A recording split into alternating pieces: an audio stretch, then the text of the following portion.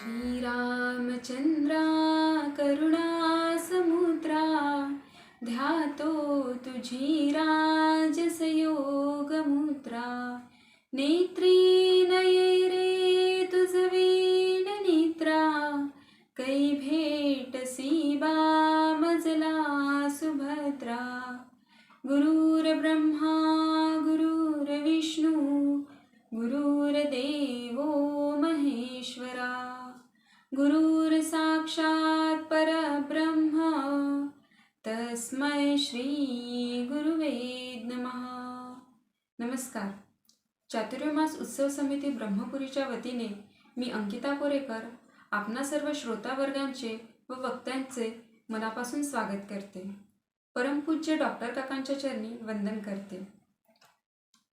Online प्रवचनमालेत यावर्षी अभ्यासासाठी आपण एकनाथी भागवत हा ग्रंथ घेतलेला आहे. या ग्रंथाचा अभ्यास आपण सगळे करीत आहोत. हा अभ्यास यथार्थ व्हावा यासाठी ही प्रवचनमाला. आजच्या प्रवचनमालेसाठी लाभलेल्या आदरणीय वर्षाताई दामले यांच्याबद्दल सांगायचं झालं तर त्यांचा अल्पपरिचय असा. त्यांचे शिक्षण MA MPhil झालेले आहे.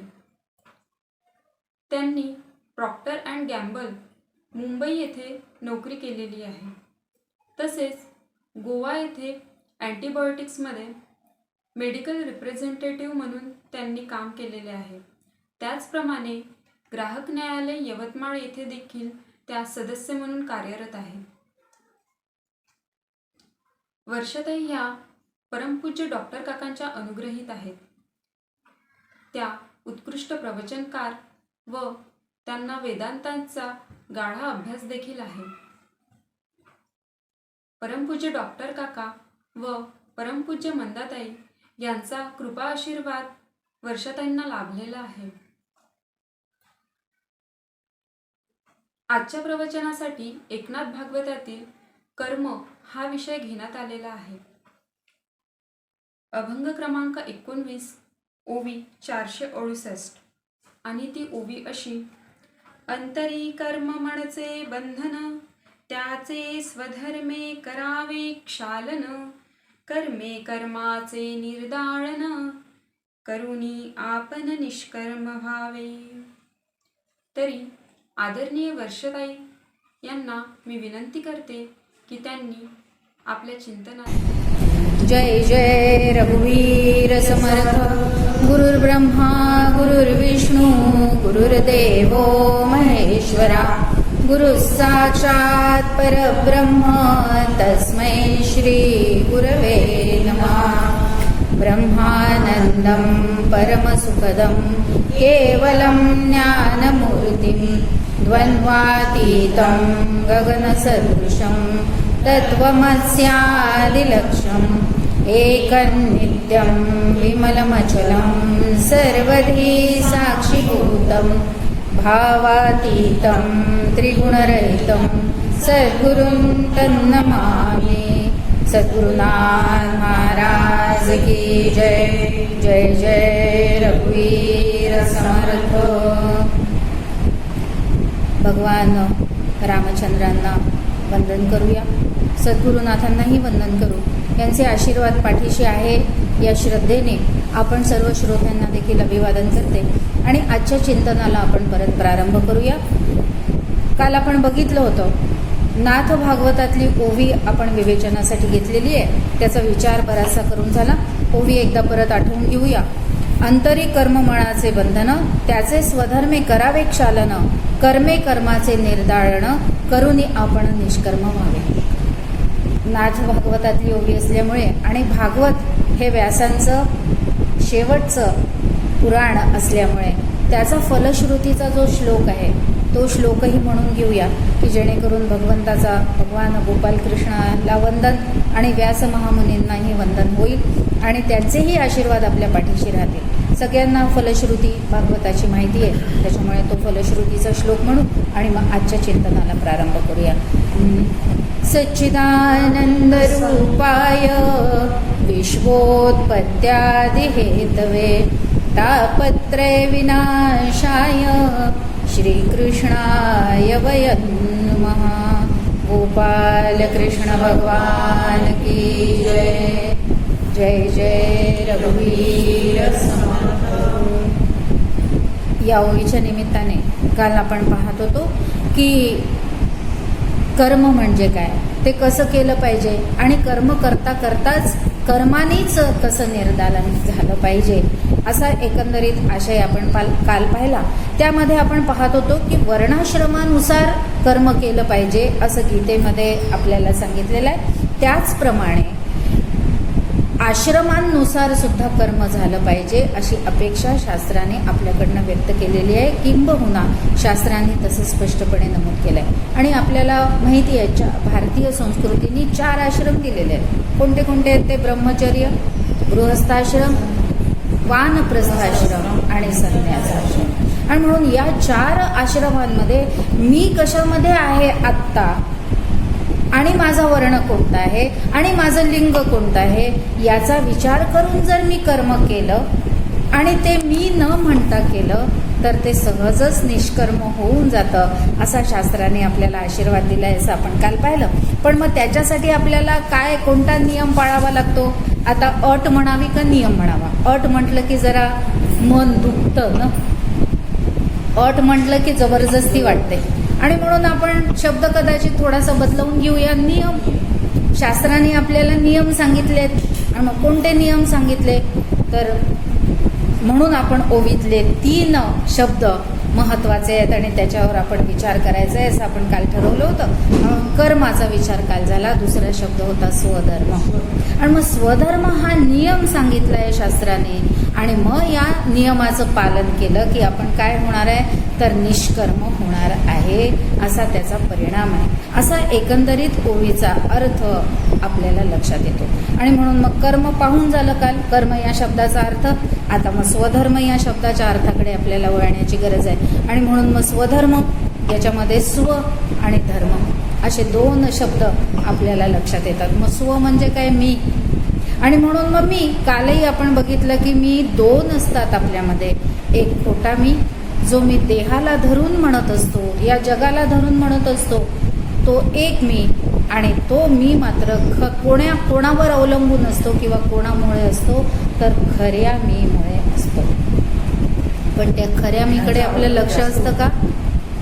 खऱ्या मीकडे आपलं काही लक्ष नसतं. आणि म्हणून खऱ्या मीच्या खरा मी म्हणजे स्व, पारमार्थिक स्व आणि खोटा मी म्हणजे व्यावहारिक स्व असं आपण लक्षात घेऊया.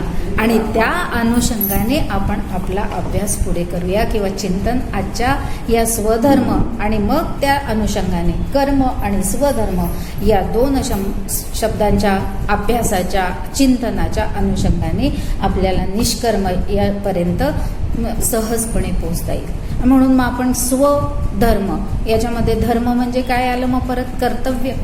धर्म या शब्दाची धारणा ध्यायते इथे धर्म अशी शास्त्राने व्याख्या सांगितली. मग धारणा कशाची धारणा करायची? तर शास्त्रानुसार वागण्याची धारणा करायची, चांगलं वागण्याची धारणा करायची, जे जे काही योग्य आहे त्याची धारणा करायची. मग कोणी करायची? ती मी करायची. पण या मीनी कशाची धारणा केलेली असते? जे माईक आहे त्या सगळ्या माईक गोष्टींची या स्वनी म्हणजे मीने धारणा केलेली असते. आणि म्हणून व्यावहारिक मी आणि पारमार्थिक मी अशा पद्धतीचा फरक आपण याच्यामध्ये करून घ्यायचा. आणि म्हणून काल आपण थांबलो होतो त्या श्लोकापाशी की मग धर्माची ती लक्षणं आपल्याला सांगितली आहेत. त्या कारण धर्म म्हणजे अशी काही वस्तू नाही की दाखवता येईल. मग तो लक्षणांनी सिद्ध होतो. आणि म्हणून मग मला कसं वागायचं आहे? शास्त्रानुसार वागायचं आहे. विहित वागायचं आहे म्हणजे कसं वागायचं आहे? तर धृती क्षमा दम अस्तेयम शौचम इंद्रिय निग्रह धीर विद्या सत्य अक्रोध दशकम धर्मलक्षण असा आपण काल श्लोक बघितला. आणि म्हणून त्या श्लोकामधले 5 शब्द, कारण 10 लक्षणं सांगितले, 10 पैकी आपण 5 जरी बघितली तरी आपल्याला काय होणार आहे? बाकीची 5 आपोआपच अनुसरल्या जातील किंवा आचरल्या जातील असा त्याचा अर्थ होतो. आणि म्हणून धृती म्हणजे धारणा, करायची आहे. दम म्हणजे इंद्रियांचं दमन करायचं आहे, इंद्रियांचा निग्रह करायचा आहे, सत्य आणि अक्रोध करायचा आहे. असे ती 10 लक्षणं आपल्याला सांगितली. त्यातली आपण 5 बघूया. पहिलं सांगितलं की क्षमा. आपण कोणती 5 पाहणार आहोत? क्षमा, अस्तेय, शौच, सत्य आणि अक्रोध.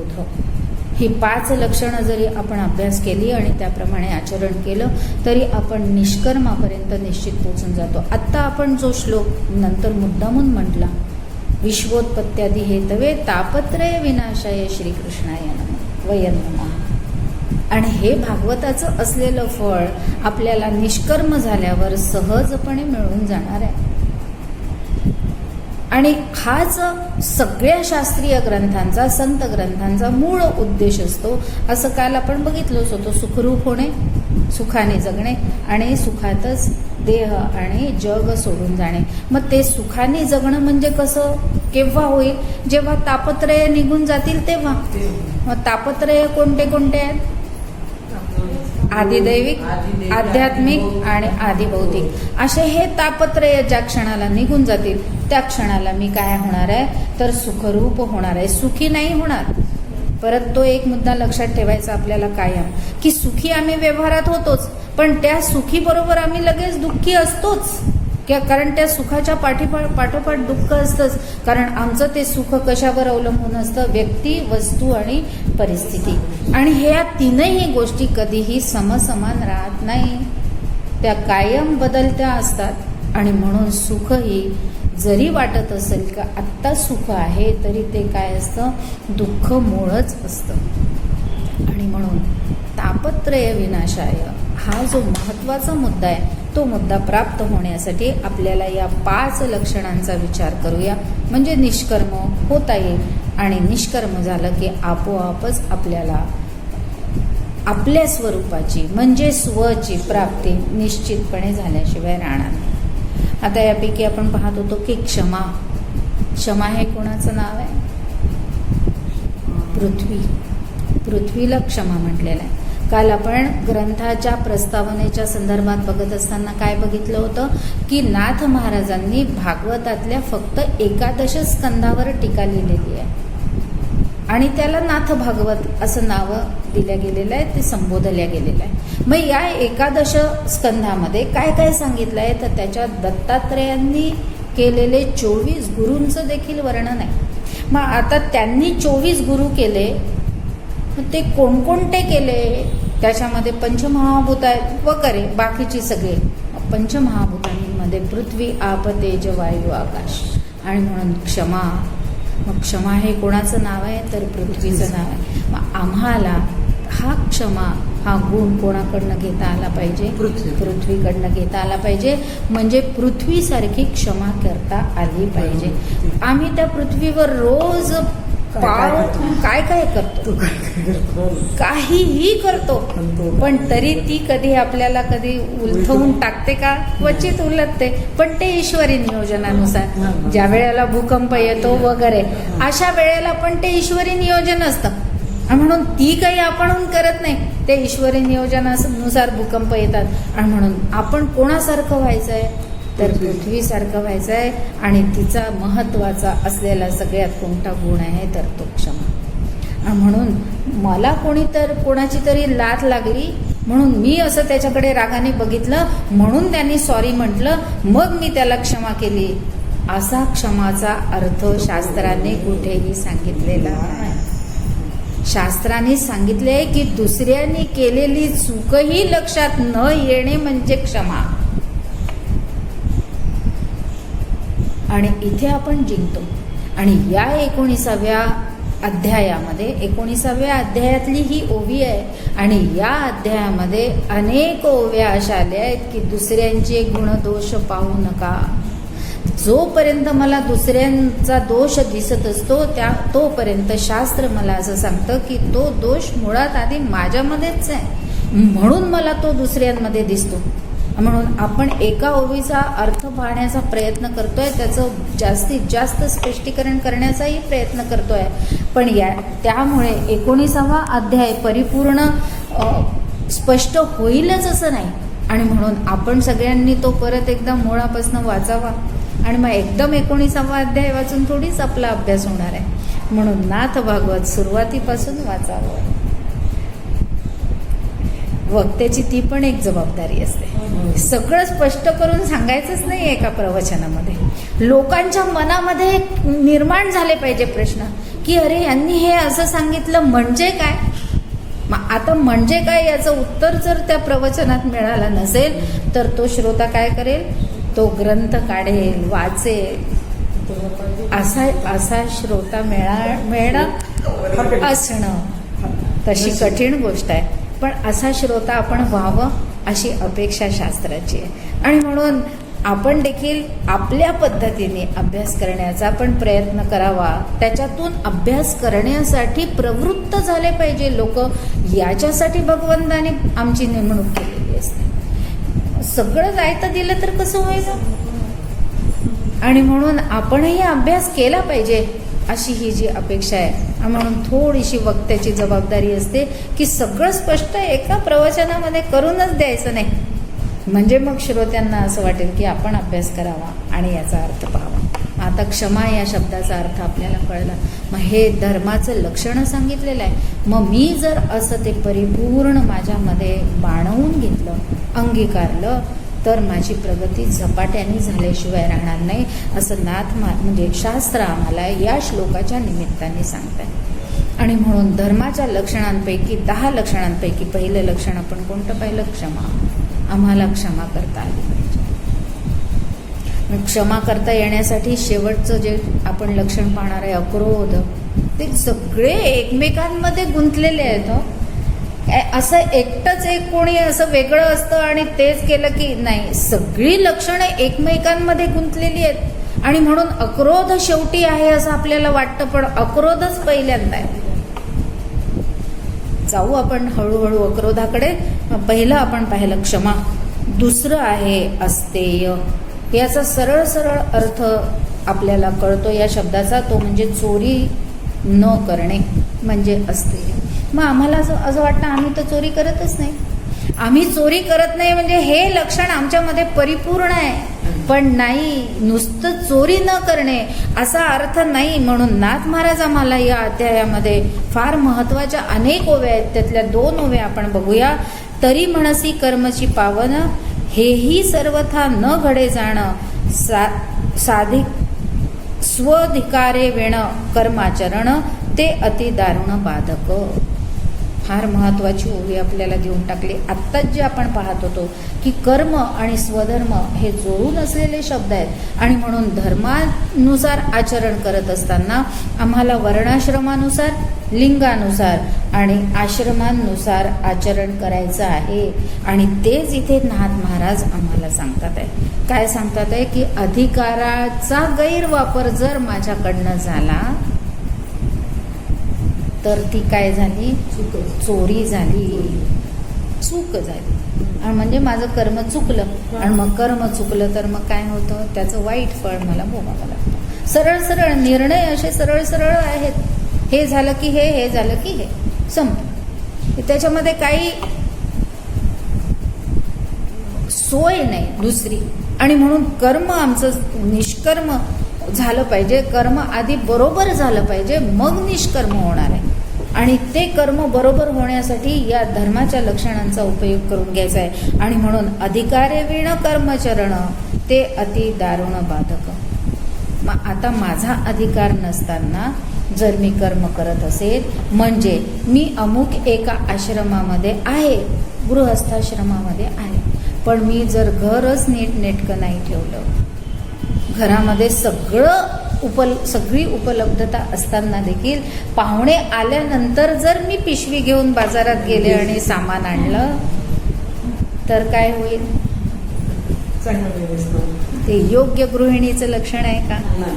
माझा अधिकार मी बरोबर वापरला पाहिजे, त्यानुसारच वापरला पाहिजे. का पाहुण्यांनाच पाठवायचं, जा हो आता तुम्ही आले, तुम्ही सामान आणून द्या, मग मी स्वयंपाक कर माझ्या घरी सगळं.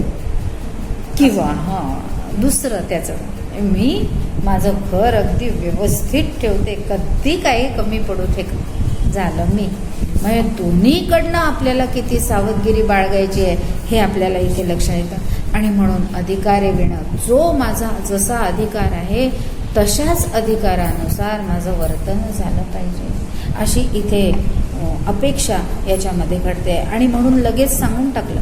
आणि म्हणून हे वर्णाश्रमानुसार झालं पाहिजे, त्याच पद्धतीने आश्रमानुसार झालं पाहिजे. त्याची दुसरी ओवी आपल्याला इथे नाथ महाराज सांगतात, संन्यासी करी गृहस्थ कर्म. संन्यासी करी गृहस्थ कर्म, ते त्याचे ओढवले अकर्म. गृहस्थ करी करपात्र कर्म, तोची अधर्म तयासी. आत्ता आपण ते उदाहरण बघितलं की आश्रम आहे माझा गृहस्थाश्रम, पण मी संन्यासाश्रमाप्रमाणे वागले तरी चालणार नाही, आणि संन्यासाश्रम स्वीकारला असेल आणि गृहस्थाश्रमाप्रमाणे वागत असेल तरी पण चालणार नाही. आणि म्हणून मी ज्या आश्रमात आहे, ज्या वर्णामध्ये आहे आणि ज्या लिंगामध्ये आहे त्यानुसार माझं आचरण झालं पाहिजे. म्हणजे अस्तेय हे धर्मलक्षण माझ्याकडनं परिपूर्ण त्याचं पालन झालं असा त्याचा अर्थ होतो. आणि हे जर पालन झालं नाही तर मी धर्माने वागत नाही असा त्याचा सरळ अर्थ आहे. मग मी धर्माने नाही वागली तर मग काय होतं? भगवंताला काठी घेऊन यावं लागतं, आणि भगवंताने काठी घेऊन यावं याची जबाबदारी आपण परिपूर्णपणे पार पाडत असतो अनेक जण. म्हणून ही जबाबदारी पार पाडू नये, वारंवार त्याला अवतार घेऊन खरं यावं लागू नये, ही जबाबदारी आपण पार पाडली पाहिजे. ती केव्हा पार पाडल्या जाईल, केव्हा कशी पार पाडल्या जाईल, तर स्वधर्माचं आपण आचरण केलं तर. आणि म्हणून क्षमा, आणि दुसरं लक्षण आपण पाहिलं अस्तेय.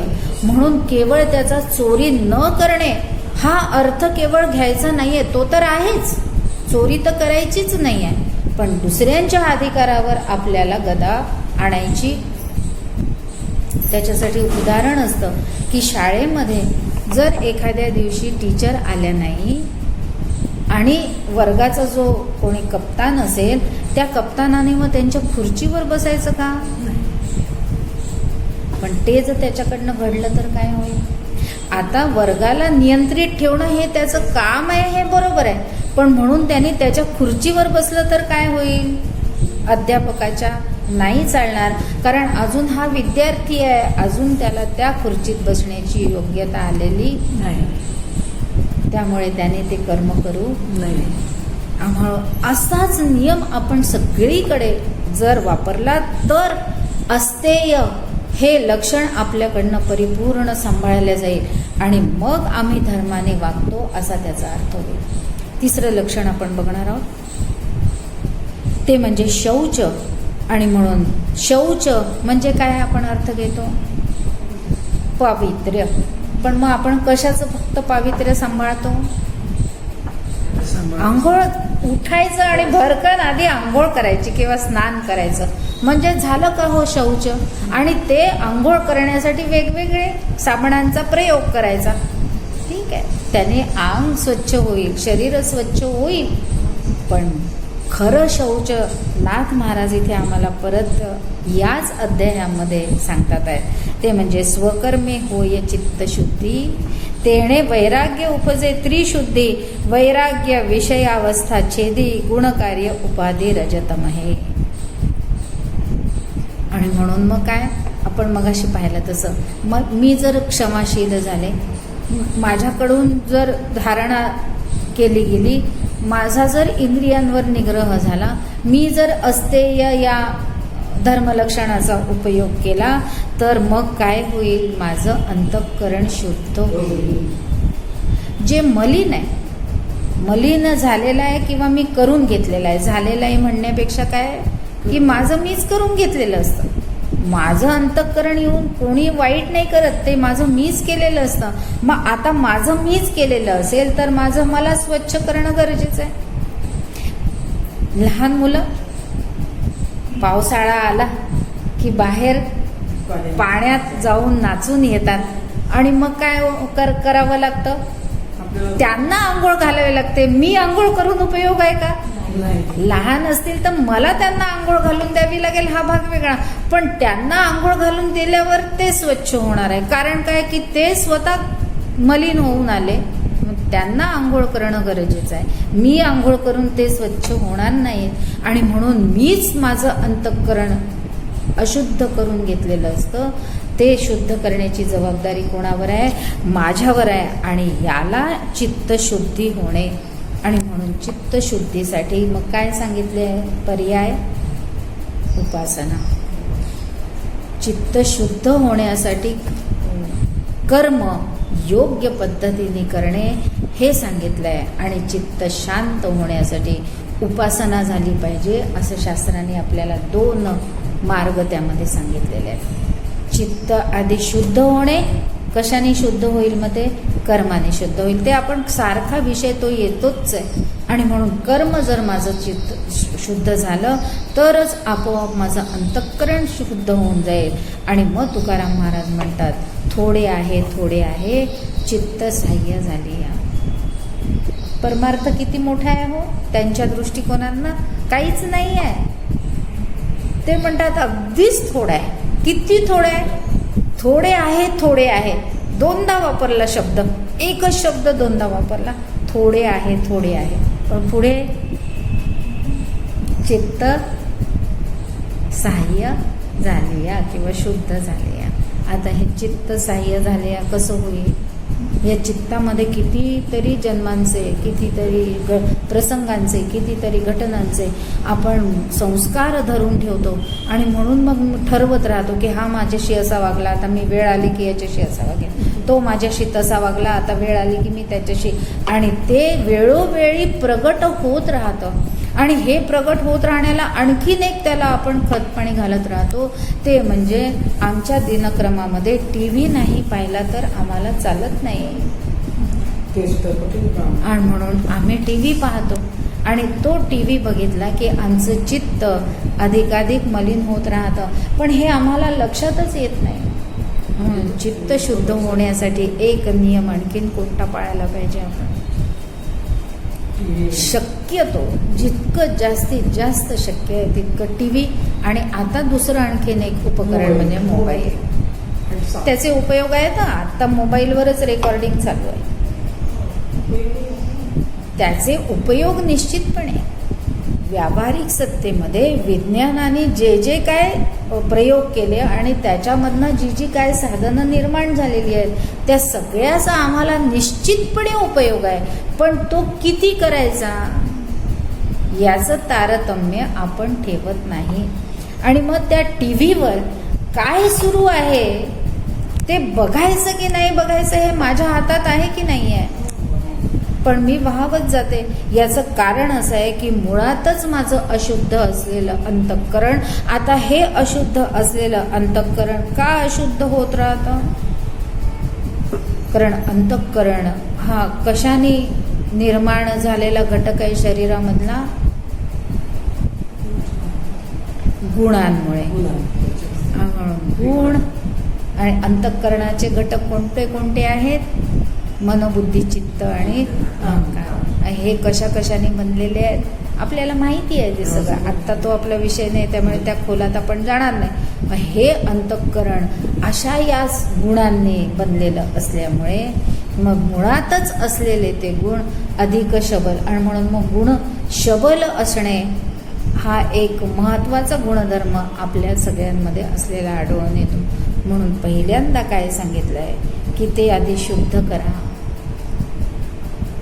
आम्हाला सांगतात की शौच म्हणजे केवळ स्नान करणे, केवळ अंघोळ करणे आणि शरीर धुणे म्हणजे शौच नाही, तर अंतःकरणामध्ये असलेला हा सगळं मल निघून जाणे म्हणजे शौच इथे अपेक्षित आहे. आणि ते स्वधर्माचरणाने होतं आणि चित्तशुद्धी होते. आणि मग अशी चित्तशुद्धी झाली की मग पुढे काय होतं, त्याचा परिणाम काय होतो आणि मग त्याचा परिणाम काय होतो असं पुढे नाथ महाराज आम्हाला सांगतात. तेव्हा उरे शुद्ध सत्वगुण. चित्त शुद्ध झालं म्हणजे अंतःकरण शुद्ध झालं. आता इथे चित्त या शब्दाचा अर्थ अंतःकरण घ्यायचं आणि अंतःकरण याचा संपूर्ण अर्थ म्हणजे मन, बुद्धी, चित्त आणि अहंकार, चारही घटक असा त्याचा काय अर्थ लावून घ्यायचा. आणि असा मग तिथे काय होतं की तिथे शुद्ध सत्वगुण उरतो. सत्वगुणाचं तिथे प्राबल्य निर्माण होतं. आणि असं अंतःकरण झाल्यानंतर तिथे काय होतं, मग स्वाभाविकपणेच सत्वगुणाच्या परिणामामुळे काय होतं, तर गुरुभजनाकडे आमची प्रवृत्ती निर्माण होते. हा परिणाम आहे सत्वगुणाचा. आणि म्हणून सत्वगुण वाढवणे, सत्वगुण सतत वर ठेवणे हे आमचं कर्तव्य असतं नरदेहामध्ये आलेल्या प्रत्येकाचं. मग ते कशाने होईल, तर स्वधर्माचरणाने होईल. उत्तर काय आलं परत, म्हणजे स्वधर्मचरण आपल्याला विसरायचंच नाही आहे. मग कर्म विसरायचं नाही आणि स्वधर्माचरण विसरायचं नाही आहे. तेथे प्रकटे गुरुभजन, गुरुभजनास्तव जाणं, ज्ञान विज्ञान घर रिघे. आणि मग असं गुरुभजन झालं म्हणजे उपासना झाली, म्हणजे मग काय होईल, चित्त शांत होईल. चित्त शांत होणे हा महत्वाचा मुद्दा येतो आणि तो कुठे जाऊन पोचतो, अक्रोधपाशी जाऊन पोचतो. आणि म्हणून ही सगळी लक्षणं पण एकमेकांमध्ये गुंतलेली आहेत असं आपल्याला लक्षात येईल. चित्त शुद्ध झालं की क्रोध येण्याचं, किंवा चित्त शांत झालं की क्रोध येण्याचं काही कारण राहील का, मला नाही राहणार. आणि म्हणून पण क्रोध पहिल्या नंबरवर आहे, तो इतका उफाळून येतो. आणि म्हणून त्याला शांत करायचं असेल तर या सगळ्या लक्षणांचा ज्यावेळी आम्ही उपयोग करून घेऊ त्यावेळेला आपोआपच तो क्रोध शांत होईल. आणि क्रोध शांत झाला की पुढे जे गीतेमध्ये सांगितलंय ते क्रोध अक्रोध या लक्षणामध्ये आपण बघू. म्हणून आत्ता आपण काय लक्षात घ्यायचं आहे की शौच म्हणजे जसं शारीरिक शौच आवश्यक आहे बाह्य, त्याचप्रमाणे आंतर शुद्धी याला खरं शौच म्हटलंय. आणि म्हणून त्याच्या संदर्भात असलेल्या या 2 ओव्या नाथ महाराजांनी 19व्या अध्यायातच आपल्याला दिल्या आहे. आणि म्हणून एक ओवीचा आपल्याला अभ्यास करण्यासाठी काय करावं लागतं, एकच ओवी पुरते का वाचून, एकाच ओवीचा अर्थ घ्यायचा असेल तर तो संपूर्ण अध्याय अशा पद्धतीने आपण अभ्यासाला पाहिजे, त्याचं चिंतन मनन केलं पाहिजे अशी अपेक्षा इथे लक्षात येते. आणि असं केल्यानंतर आपल्याला त्या ओवीच्या अंतरंगामध्ये खऱ्या अर्थाने शिरता येतं. आणि असं आपण त्याच्यामध्ये शिरलो की मग आपल्याला ते लक्षणं परिपूर्णपणे अंगीकारायला सहज सोयीचं होऊन जातं. मग पुढचं लक्षण आपण पाहणार होतो ते म्हणजे सत्य. आता सत्य यातही परत काय आलं आपल्याला, अथर्व शीर्ष सांगतात. या चातुर्मासामध्ये भाद्रपद महिना पण येतो आणि त्याच्यामध्ये गणपती उत्सव येतो. आपल्या घरोघरी आपण गणपतींची स्थापना करतो, विसर्जन करतो आणि त्या कालावधीमध्ये आपण काय करतो, अथर्व शीर्षांचं पठण करतो. मग अथर्व शीर्षांमध्ये काय सांगितलेलं आहे, कृचा ऋतम वच्मी सत्यम वच्मी. आता म्हणजे परत सत्य या शब्दाचे पण किती 2 अर्थ झाले, 2 अर्थ झाले. ऋतम वच्मी सत्यम वच्मी, ज्या अर्थी 2दा आलं की ऋत म्हणा बोला आणि सत्य बोला, या अर्थी परत तिथे 2 अर्थ अपेक्षित आहे. म्हणून सत्य या शब्दाचे पण परत 2 अर्थ अपेक्षित आहेत शास्त्राला. मग ऋत म्हणजे काय, व्यावहारिक सत्य. आणि सत्य म्हणजे काय, तर पारमार्थिक सत्य जे कधीही बदलत नाही. व्यावहारिक सत्य बदलतं राहतं, पण मग म्हणून ते त्या काळामध्ये ते आहे तेच आम्हाला बोललं पाहिजे. 10 वर्षापूर्वी पंतप्रधान कोण होते, मनमोहन सिंग. ते सत्य होतं की नाही, ते ऋतम वच्मी. आता कोण आहे, नरेंद्र. हे आताचं सत्य आहे.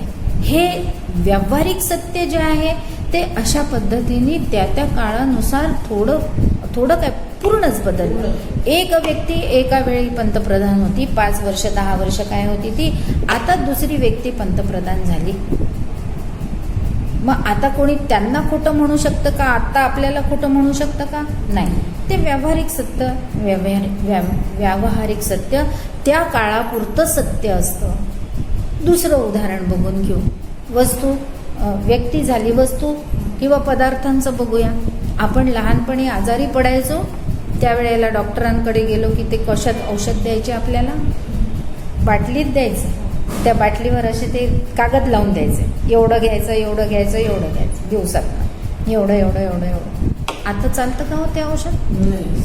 पण मग ते त्यावेळी चालत होतं की नाही? म्हणजे ते त्यावेळेलाही ऋत होतं. आता ते चालत नाही हे या वेळेला ऋत आहे, म्हणजे सत्यच आहे. आणि म्हणून व्यावहारिक सत्तेमधलं सत्य त्या त्या काळापुरतं. नाही तर आम्ही तेच औषध घेऊ म्हणून जर आम्ही हट्ट करून बसलो तर काय होईल? हां, आमची आजी म्हणायची आम्ही गुलाबी इंजेक्शन हो. त्याच्यावरच होतो. बरंच नाही वाटत. आणि म्हणून अशा पद्धतीने आपल्याला पुढे सर पटकन नाही मागे सर. काय झालं? तू तिथे नेते मोबाईल येऊ दे तो पास झाला तरी नको. आणि म्हणून अशा पद्धतीने आपल्याला ऋतम वच्मी सत्यम वच्मी. आणि म्हणून अथर्व शीर्षाचा अभ्यास करत असताना हे दोन शब्द ज्या वेळेला येतात त्यावेळेला आपल्याला सत्य या धर्मलक्षणाचं अर्थ इथे स्पष्ट करून घेण्याची गरज पडते. आणि म्हणून मग पारमार्थिक सत्य मात्र कधी बदलतं का? ब्रह्मसत्यम जगन्मिथ्या जीवो ब्रह्मैव नापरा. हे जे पारमार्थिक सत्य आहे हे कोणतंही युग आलं आणि कोणताही काळ आला, कोणताही देश असला, कोणताही ऋतू असला आणि कोणतंही काही असलं तरी हे सत्य कधी बदलणार आहे का? नाही. आणि म्हणून हे सत्य म्हणजे जे तिन्ही काळामध्ये आहे ते पारमार्थिक सत्य आहे. आणि ते सत्य फक्त कोणतं आहे? ब्रह्मसत्य जगन्मिथ्या जीवो ब्रह्मैव. आणि मी म्हणजे मीच ब्रह्म आहे हे सत्य मला शिकायचं आहे. पण त्या सत्यापर्यंत पोचण्यासाठी मला काय केलं पाहिजे? तर ऋतम वच्मी जे आहे ते सांभाळलंच पाहिजे. तिथे जर मी खोटेपणा केला, आणि आम्ही करतो की नाही, फार छोटं खोटं, आणि ते खोटं आहे असं आम्हाला वाटतच नाही, पण ते खोटंच असतं. आणि हे बघणारा कोण असतो? हो, आपल्याला असं वाटतं की कोणाला कळणार आहे, बाकी कोणाला कळेल ना कळेल, पण हृदयेषु अर्जुन तिष्ठती. कालच आपण श्लोक पाहिला, गीता काल आपण बघत होतो. गीतेच्या त्या अध्यायांच्या निमित्ताने आपण त्या श्लोकांच्या निमित्ताने कर्म या शब्दाची सगळं ऊहापोह केला. मग त्या गीतेमध्येच भगवंतांनी सांगितलं आहे ना, मी तर प्रत्येकाच्या हृदयामध्ये आहे. मग कोणाला दिसो का तोरा मन दर्पण कहलाय आहे ना. आणि म्हणून असं ते मन, आणि हे मन म्हणजेच मी आहे. विभूती योगामध्ये परत भगवंताने आपल्याला सांगितलेलं आहे अर्जुनाच्या निमित्ताने. मग भगवंतच जर माझ्यामध्ये असेल तर कोणाला नाही कळलं तरी त्याला कळतं की नाही बरोबर. आणि मग तो हिशोब ठेवतो की नाही. मग त्यांनी हिशोब ठेवला की मग त्या पद्धतीने आम्हाला ते फळ भोगावं लागतं. आणि म्हणून कितीही काहीही झालं तरी आम्ही व्यवहारामध्ये सुद्धा सत्यच बोललो पाहिजे. पण आता परत इथे त्याचं देखील तारतम्य सांभाळलं पाहिजे. ती घटना आपल्याला माहिती आहे किंवा ते उदाहरण माहिती आहे, पण तरी एकदा आठवून घेऊया. एक संन्यासी सूर्याला अर्घ्य देत असतो आणि एक गाय जीवाच्या आकांताने पळत येते आणि ती एका दिशेला निघून जाते. तिच्या मागे असलेला खाटीक येतो थोड्या वेळाने आणि तो विचारतो गाय कुठे गेली. आणि हा काय करतो, आता तोंडाने बोलत नाही कारण ते मंत्र म्हणत असतो म्हणून, पण तो हातानेच ती गाय ज्या दिशेने गेलेली असते त्या दिशेने त्याला मार्ग दाखवून देतो. आणि मग परिणाम काय होतो, तो खाटीक त्या गायीच्या पाठीमागे जातो, तिची हत्या करतो. मग आता हे सत्य झालं का? आणि याचं बक्षीस देतो का मग भगवंता? मग त्याचा परिणाम काय झाला? त्याचा परिणाम असा झाला की पुढच्या जन्मामध्ये तो संन्यासीच होता. ती गाय एक स्त्री झाली आणि मग त्याच्या निमित्ताने त्याला त्या कर्माचं फळ भोगावं लागलं. कारण मग तो त्या गावामध्ये आला आणि संन्यासाश्रमाचं आपल्याला माहिती आहे की कोणाच्या घरामध्ये राहत नाही, देवळांमध्ये राहतात, धर्मशाळेमध्ये राहतात, एका गावामध्ये 3 दिवसाच्या वरती राहत नाही वगैरे असे त्यांचे सगळे नियम तो पाळतही होता. पण आता त्याला कुठे मिळालं नाही, मंदिर मिळाली नाही, धर्मशाळा मिळाली नाही. आता या बाईची ओसरी मिळाली, बाई राहू का मी इथे? राहा. आणि मग ती बाई जबरदस्ती करायला लागलं. तो म्हणाला, ताई मी ब्रह्मचारी आहे हो, तुम्ही असं वर्तन माझ्याशी करू नका, मी संन्यासी आहे, माझ्याशी असं वर्तन तुम्ही करणं योग्य नाही. ती म्हणे की तुम्ही मला साथ नाही दिली तर मी गावामध्ये ओरडाआरडा करीन आणि पंचायत बोलवीन. तो म्हणाला, बोलवा. त्याला विश्वास काय होता की मी संन्यासी असल्यामुळे माझ्यावर विश्वास ठेवतील.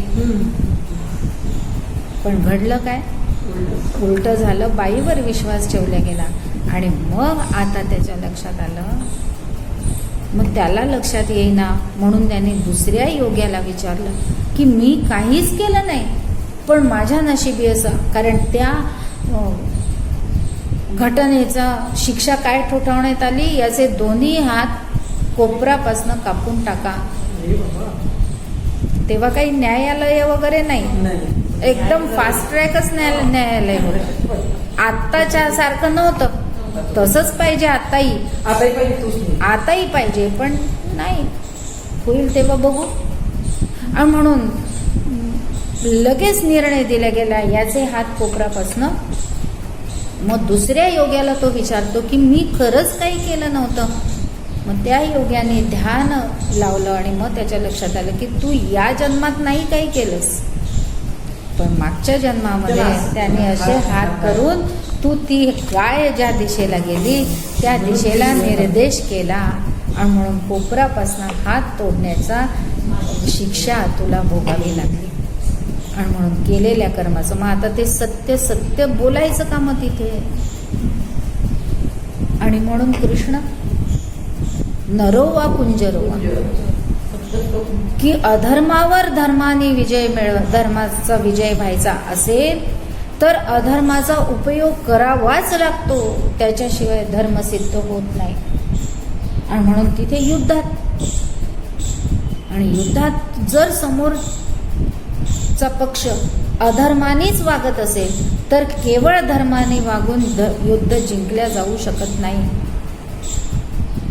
आणि ही शिकवणूक आपल्याला भगवान गोपालकृष्णाने महायुद्ध कालामध्ये दिलेली आहे. अश्वत्थामा मेला आणि माहिती होतं की कोणाकडे विचारायला येणार आहे, धर्मराजाकडेच येतील. धर्माला पढवून ठेवलं की अश्वत्थामा मेलाच आहे सांगायचं आहे, मारल्या गेलाच आहे सांगायचं आहे. आता त्याची जीभ उचले ना बोलला, पण मग हळूच पुढे नरोवा. पण त्याचा वरून चालणारा मरत काय झाला, जमिनीला. पण अधर्म तिथे ते सत्य बोलला असता की अश्वत्थामा नाही मेला तर मग काय झालं असतं, द्रोणाचार्यांचा वध केवळ अशक्य होता. द्रोणाचार्यांचा वध झाला नसता तर पुढचं काहीच झालं नसतं. आणि म्हणून सत्य बोलत असताना आपण पारमार्थिक सत्य हे कायमस्वरूपी सत्य आहे, त्याच्यामध्ये आपण बदल करूच शकत नाही.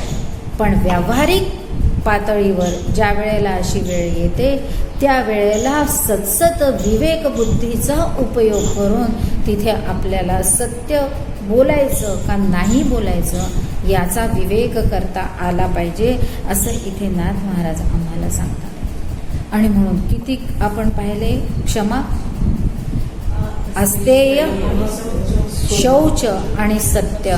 आता पाचवं कोणतं आहे, अक्रोध. हे पाचवं लक्षण आपण बघायचं ठरवलंय. आणि या पाचव्या लक्षणामध्ये अक्रोध हे कोणाच्या बाबतीत सिद्ध झालेलं उदाहरण आहे तर स्वतः नाथ महाराजांच्याच.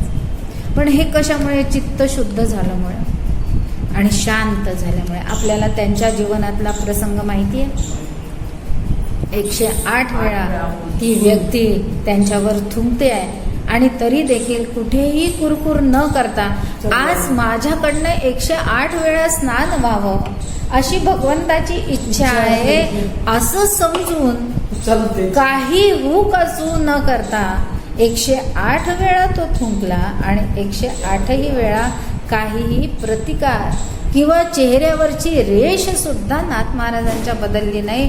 म्हणून त्यांना काय म्हटलं गेलं, शांती ब्रह्म म्हटलं गेलं. पण ते शांती ब्रह्म होण्यासाठी कोणती लक्षणं कारणीभूत ठरतात, तर ही जी आपण सगळी पाहिली आत्ता. आणि इतर जी आपण ज्याचं विवेचन नाही केलं, ज्याचं विवेचन आपलं आपण करून घ्यायचं, त्याचा आपण अभ्यास करून घ्यायचा. धारणा, धृती, विद्या. मग आता विद्या कोणती प्राप्त करून घ्यायची आहे? व्यावहारिकही विद्या प्राप्त करायची आहे की जेणेकरून आमचा उदरनिर्वाह होईल. पण ती पोट भरावयाची विद्या, असं समर्थांनी आपल्याला स्पष्टपणे सांगितलं दासबोधामध्ये. आणि म्हणून त्या व्यावहारिक विद्येने काय होणार आहे, तर फक्त माझं पोट भरलं जाईल आणि त्या अनुषंगाने कुटुंबाचं पोट भरलं जाईल. पण त्यांनी समाधान मिळतं का? नाही. आणि म्हणून मग विद्या कोणती प्राप्त करायची आहे, तर ब्रह्मविद्या ही प्राप्त करायची आहे. हे धर्मलक्षणांमध्ये मोडणारं आणखीन एक लक्षण आहे. या सगळ्या लक्षणांचा ज्या वेळेला व्यक्ती एखादी उपयोग करून घेते, त्यावेळेला ती नाथ महाराजांसारखी होते. कारण अक्रोध, कुठे क्रोधच नाही. कारण क्रोध केव्हा असतो, ज्या वेळेला मी, माझं आणि या अनुषंगाने येणारे सगळे दुसरे म्हणजे द्वैत, जिथे द्वैत मी स्वीकारलेलं असतं तिथे क्रोधाची भूमिका येतेच येते. कारण मग सगळं मलाच हवं असतं चांगलं, पण सगळं चांगलं मला मिळतं का? नाही. ते काही वेळेला दुसऱ्याला मिळतं, मग ते दुसऱ्याला मिळालेलं सहन होत नाही आणि म्हणून मग क्रोध येतो. पण त्याही ठिकाणी मी जर मला त्याच्या मध्ये मी मला स्वतःलाच बघितलं, भेदच संपून गेला, अंतःकरण शुद्धच झालं. आणि हृदयेषु अर्जुन तिष्ठती म्हटल्यावर सगळ्यांच्या हृदयात भगवंत आहे, म्हणजे सगळीकडे भगवंत आहे. अशी जर माझी धारणा झाली, धृती पहिलंच लक्षण आहे, धृती. आणि म्हणून अशी जर माझी धारणा झाली तर मग क्रोध येण्याचं काही कारण शिल्लक राहतं का? नाही शिल्लक राहत. आणि म्हणून अक्रोध होण्यासाठी ही सगळी लक्षणं, अक्रोध हे लक्षणं माझ्या अंगात अंगीकार बाणण्यासाठी मला या सगळ्या लक्षणांचा उपयोग करून घ्यावा लागतो. पण हे जर नाही झालं तर काय होतं? क्रोधात भवती सम्मोह, सम्मोहात स्मृतिविभ्रमा, स्मृतिभ्रंशात बुद्धिनाशो, बुद्धिनाशात असं गीतेतल्या 2ऱ्या अध्यायामध्ये श्लोक भगवंत आपल्याला देतं. आणि म्हणून हे धर्मलक्षणांमध्ये अक्रोध हे लक्षण येणं अत्यंत गरजेचं आहे. आपण 5 लक्षणांचा अभ्यास केला. 10 लक्षणं श्लोकामध्ये सांगितली, त्यापैकी 5 लक्षणांचा अभ्यास केला. काल कर्म या शब्दाचा अभ्यास केला, ते कर्म कसं झालं पाहिजे याचा अभ्यास केला. आणि या 2च्या अनुषंगाने मग काय होणार आहे? निष्कर्म हा जो शब्द आपल्याला सिद्ध करून घ्यायचा आहे. निष्कर्म झालो म्हणजे काय होईल? कामना जिथे संपून जातील, निष्काम होणे.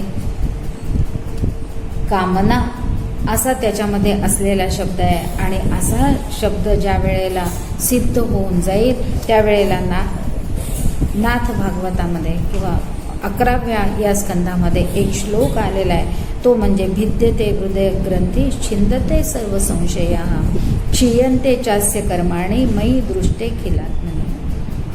आणि म्हणून भगवंत म्हणतात अखिल प्राणीमात्रांचा आत्मा मीच आहे असा निश्चय होऊन जाईल. आणि अंतःकरणामध्ये असलेला तो जो काही संशय आहे, ती जी काही भेदाची भावना आहे, ती जी काय फक्त मलाच ममत्वाची भावना आहे, मी आणि माझं, ही जी भावना आहे ही सगळी भावना सुटून जाईल, अहंकारानं निघून जाईल. आणि असा अहंकार ज्या वेळेला निघून जाईल त्यावेळेला त्याची सर्व कर्म नाहीशी होऊन जातील. आता सगळी कर्म नाहीशी होऊन जातील असं म्हटलेलं आहे श्लोकामध्ये. आता कर्म नाहीशी होतात का? की कर्माचा परिणाम नाहीसा होतो. नेहमी हे लक्षात ठेवायचं आहे त्याच्यातनं आपल्याला. कारण जो प्राणी जन्माला आला त्याला जोपर्यंत जीवन आहे तोपर्यंत कर्म करण्याची गरजच आहे. आणि ते आपोआप त्याच्याकडनं घडणारच आहे, ते घडतंच. पण इथे ज्या अर्थी असं म्हणतात की कर्म नाहीशी होऊन जातात, त्या अर्थी कर्म नाहीशी होत, त्याचं फळ मिळणं बंद होऊन जातं. केव्हा?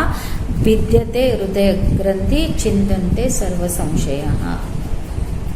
माझ्या हृदयामध्ये असलेल्या त्या अशुद्ध गाठींचा जेव्हा नाश होऊन जाईल, मी आणि माझं याचा नाश होऊन जाईल आणि माझा जीवभाव शिवभावामध्ये लीन होऊन जाईल, त्यावेळेला माझी कर्म सगळी काय होतील तर संपून जातील. आणि संपून जातील म्हणजे कर्म नाही संपणार, कर्म सुरूच राहतील, पण त्याचं रूपांतर कशामध्ये झालेलं असेल, तो प्रारब्ध संचित क्रियमाण अवघा झाला नारायण. अशी जी तुकाराम महाराजांनी अवस्था सांगितलेली आहे, त्या अवस्थेपर्यंत आपल्याला पोचायचं आहे. आणि म्हणून या सगळ्या गोष्टींचा आपल्याला उपयोग करून घ्यायचा आहे, असा हा अशी ही ओवी आम्हाला सांगते. आणि म्हणून मग हे सगळं करण्यासाठी आपल्याला कोणत्या देणग्या भगवंतांनी दिलेल्या आहेत. आता आपण कालपासनं हे सगळं पाहतोय की आम्ही मनुष्य जन्मामध्ये आलो म्हणून ही सगळी अपेक्षा आपल्याकडनं होते.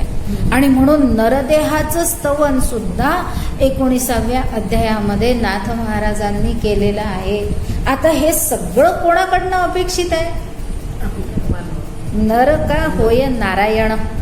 आणि म्हणून नराचा नारायण होण्याची व्यवस्था असलेल्या या देहाकडनं हे सगळं अपेक्षित आहे.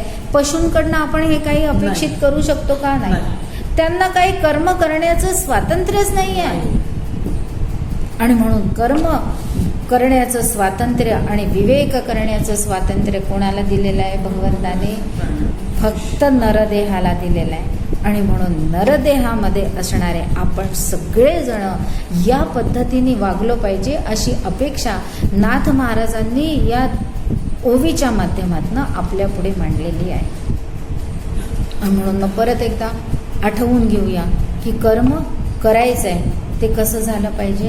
शुद्ध झालं पाहिजे. मग त्यावेळेला मला काय काय काय लक्षात ठेवायचं आहे तर मी कोणत्या वर्णाचा आहे, कोणत्या आश्रमात आहे आणि कोणत्या लिंग आहे. मी स्त्री आहे तर मी स्त्रीसारखंच वागलं पाहिजे. मग नाही तर सांगावं लागतं, आजच्याही काळामध्ये 7च्या आत घरात नावाचा एक सिनेमा आला होता. तो आवश्यक आहे की नाही आहे? पण होतो का तसं? नाही. मग आपण केवळ समाजाला दोष देऊन उपयोग आहे का? मी जर माझं कर्म चुकीचं केलं असेल तर मला त्याचं फळ भोगावंच लागेल. मी मुळात बोट द्यायचं आणि मग कोणीतरी हात धरला म्हणून जर मी कांगावा करत असेल तर त्याचा काही उपयोग नाही. कोणताही काळ असो, रामायण कालामध्ये देखील सीतेचं काय झालं? अपहरणच झालं. त्याच्यात तिची काही चूक नसतानाही झालं. आणि मग जर मी कलियुगामध्ये जर चुका करत असेल तर काय होईल? मग त्याची शिक्षा मला भोगावी लागेल. अशी जर मला शिक्षा भोगायची नसेल तर माझं कर्म काय झालं पाहिजे? त्यानुसार त्याच्या अटी आपण काल पाहिल्या त्यानुसार झालं पाहिजे. त्यानंतर त्याला जोड कशाची दिल्या गेली पाहिजे तर स्वधर्माचरणाची. आणि म्हणून धर्म. आणि मग आपण आत्तापर्यंत फक्त व्यावहारिकच धर्म बघितला आणि मी उडी मारल्या गेली पुढे निष्कर्माकडे. परत थोडंसं मागे जाऊया, कारण आपण मगाशी बघितलं होतं की स्वधर्म या शब्दाचे 2 अर्थ होतात. एक व्यावहारिक धर्म आणि एक पारमार्थिक धर्म. मग हा व्यावहारिक धर्म सांभाळत असताना आपण या सगळ्या लक्षणांचा उपयोग करून घेतल्यानंतर दुसरा एक धर्म, हा धर्म सांभाळत असतानाच आम्हाला दुसरा धर्म सांभाळता येतो किंवा सांभाळायला जावा असं समर्थ आम्हाला सांगतात की धर्मामध्ये धर्म स्वरूपी राहणे हा सकल धर्मामध्ये धर्म स्वरूपी राहणे हाची धर्म, हेची जाणे जे मुख्य वर्म साधू लक्षणाचे. म्हणून काय धर्म आहे मग आमचा पारमार्थिक? की हे सगळे धर्म सांभाळत असताना व्यावहारिक सत्तेमध्ये मी काय जे काही असेल, पण पारमार्थिक सत्तेमध्ये मी कोण आहे? स्वरूपी राहणे. मग माझं स्वरूप काय आहे? मी ब्रह्म आहे, हे माझं स्वरूप आहे. माझं रूप काहीही असेल पण माझं स्वरूप काय आहे? मी एक स्त्री आहे, मी अमुक एक आहे, मी अमुक एक आहे, हे माझं रूप झालं. पण या रूपाच्या पाठीमागे काय आहे? स्वरूप आहे. आणि ते स्वरूप सगळ्यांचं एक आहे. ते कोणतं? तर ब्रह्मस्वरूप असणे हे सगळ्यांचं स्वरूप आहे. कारण रूपाच्या पाठीमागे स्वरूप असतं असं काल आपण पाहिलं. सृष्टी निर्मितीचा जो क्रम पाहिला, त्या क्रमामध्ये काय येतं? आधी ब्रह्म, मग ईश्वर आणि मग सगळे जीव.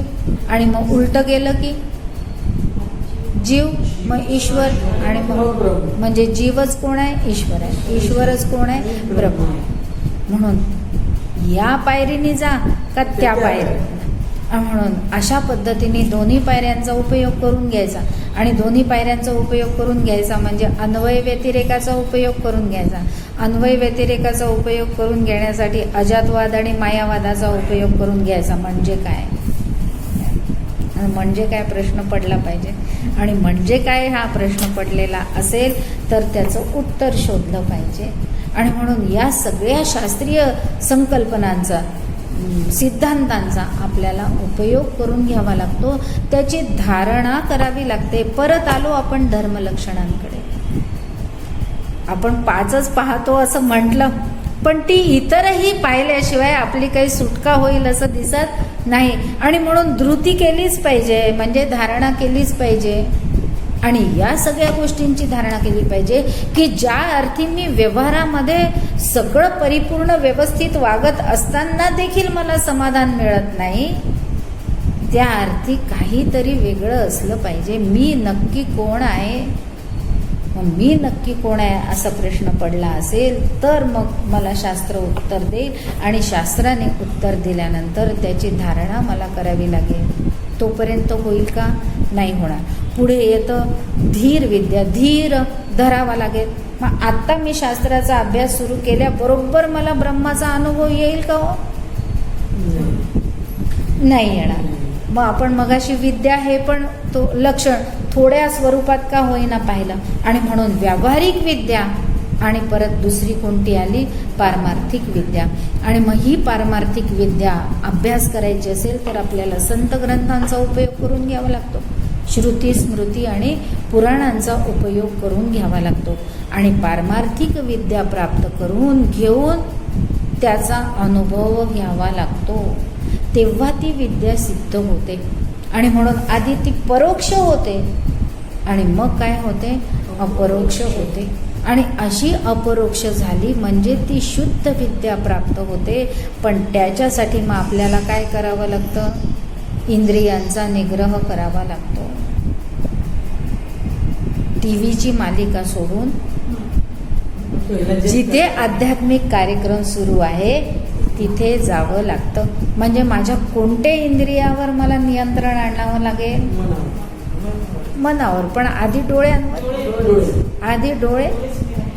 डोळे ते टीव्हीचं सुख सोडून आपल्याला कुठे जावं? श्रवणाचं सुख घ्यावं लागेल. तिथे दृश्य काही नाही आहे, तिथे फक्त श्रवण आहे. आणि म्हणून कानांना प्रवृत्त व्हावं लागेल आणि डोळ्यांना बंद करावं लागेल. आणि टीव्ही बंद करून मला कुठे जावं लागेल? म्हणजे इंद्रिय निग्रह आला. आणि म्हणून आधी ज्ञानेंद्रिय, कर्मेंद्रिय या सगळ्यांवर ज्या वेळेला मी नियंत्रण आणेल त्यावेळेला हे सगळं शक्य, अन्यथा हे शक्य होणार नाही. आणि म्हणून 5 जरी लक्षणं आपण पाहतो असं म्हटलं तरी इतरही लक्षणांचा जोपर्यंत आपण उपयोग करून घेत नाही तोपर्यंत आपल्याला ही 10ही लक्षणं प्राप्त होत नाही. मग असं हे प्राप्त करून झाल्यानंतर मग काय होतं? तर निष्कर्म होणे हा मार्ग आपल्याला सोयीचा होऊन जातो. आणि म्हणून 19व्या नाथ भागवतातल्या 19व्या अध्यायातली ही 468व्या ओवीच्या निमित्ताने आपण एवढा सगळा उहापोह करण्याचा प्रयत्न केला. आणि म्हणून कर्म जर स्वधर्मानुसार झालं तर निष्कर्म म्हणजे निष्काम होण्यासाठी. कारण कामनाच संपल्या पाहिजे. कारण जन्म घ्यावा लागेल, वासनेच्या संगी. आणि वासना नष्ट होण्यासाठी कामना नष्ट झाल्या पाहिजे, तृष्णा नष्ट झाल्या पाहिजे, 7 पायऱ्या त्याच्या. आणि म्हणून अशा पद्धतीने हे सगळं नष्ट होण्यासाठी आम्हाला आमचं कर्म दुरुस्त करून घ्यायचं आहे. ते दुरुस्त करण्यासाठी स्वधर्माचा उपयोग करून घ्यायचा आहे. आणि ज्या क्षणी याचा परिपूर्ण उपयोग होईल, परिपूर्ण आचरण आमच्याकडनं होईल, त्यावेळी आम्ही सहजच निष्कर्म झालेलो असू, असा आशीर्वाद आपल्याला या उभीमध्ये नाथ महाराज देतात आहे. आता एवढा अभ्यास केल्यानंतर एक निश्चय आपल्याला करणं गरजेचं आहे की जेवढं समजलंय ते त्याची धारणा करायची, जे नाही समजलं त्याचा अभ्यास करायचा, चिंतन मनन निधिध्यासन करायचं. आणि सच्चिदानंद रूपाय विश्वोत्पत्त्यादी हेतवे तापत्रय विनाशाय श्रीकृष्णाय वयं नमः. या भागवताच्या असलेल्या फलापर्यंत आपणच आपलं पोचायचं. पण त्याच्यासाठी चित्तशुद्धी जर झाली असेल, म्हणजे शौच जर परिपूर्ण झालं असेल तरच या सगळ्या गोष्टी होणार आहेत. आणि म्हणून हे सगळं झाल्यावर तिथे गुरूंचं भजन आपण करायचं. मग गुरूंचं भजन होण्यासाठी आधी गुरूंची प्राप्ती व्हावी लागेल. आणि गुरूंची प्राप्ती झाल्यापासनं गुरूंच्या कृपेपर्यंतचा प्रवास कोणाला करावा लागेल, तर आपल्यालाच करावा लागेल. असा हा प्रवास आपण सगळेजण मिळून करूया. आणि याची देही याची डोळा भोगमुक्तीचा सोहळा, असा जो आशीर्वाद किंवा अशी अपेक्षा संत आपल्याकडनं व्यक्त करतात, त्या अपेक्षेला आपण निश्चितपणे प्राप्त ठरूया. कारण नरदेह हा अमूल्य असलेला देह, तोही सगळ्या अटी परिपूर्ण केलेला. कारण तो नरदेह जर थोटा असेल, आंधळा असेल, लुळा पांगळा असेल, तरी परत परमार्थ सिद्ध होत नाही असं शास्त्र आपल्याला सांगतं. आणि म्हणून अशा कोणत्याही याच्यामध्ये आपण नाही आहोत. म्हणजे आपण परिपूर्णपणे परमार्थ प्राप्त करून घेण्याच्या अवस्थेमध्ये आहोत, असं ज्या वेळेला आपल्याला लक्षात येतं, त्यावेळेला क्षणाचाही विलंब न लावता याच देहामध्ये आपण आता परमार्थ प्राप्त करून घेण्याचा निश्चय करू. तर ब्रह्मपुरीची ही जी समिती वर्षानुवर्ष हा जो उपक्रम चालवते आहे, त्या उपक्रमाचा उपयोग आपल्याला होईल आणि आपल्याच आयुष्याचं सार्थक करून घेण्याचा मार्ग आपल्याला निश्चितपणे सापडून जाईल. तो भगवंताच्या आणि सद्गुरूंच्या आशीर्वादाने परिपूर्ण हो, अशी आपल्या सगळ्यांसाठी प्रार्थना करूया आणि शब्दांना विराम देऊया. जय जय रघुवीर समर्थ.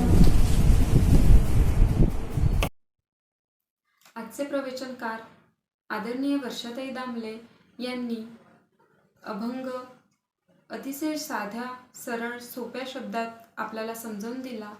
त्याबद्दल मी त्यांचे संपूर्ण चातुर्मास समितीतर्फे आभार मानते. तसेच आपल्या सर्व श्रोतागणांचे देखील मी आभार मानते. त्याचप्रमाणे ही प्रवचनमाला आपल्याला यूट्यूब चॅनलच्या माध्यमातून बघता आली, त्यामागे टेक्निकल टीमचे मोठे योगदान आहे. त्या टीममध्ये काम करणाऱ्या सगळ्या आयोजकांचे देखील मी आभार मानते. जय जय रघुवीर समर्थ.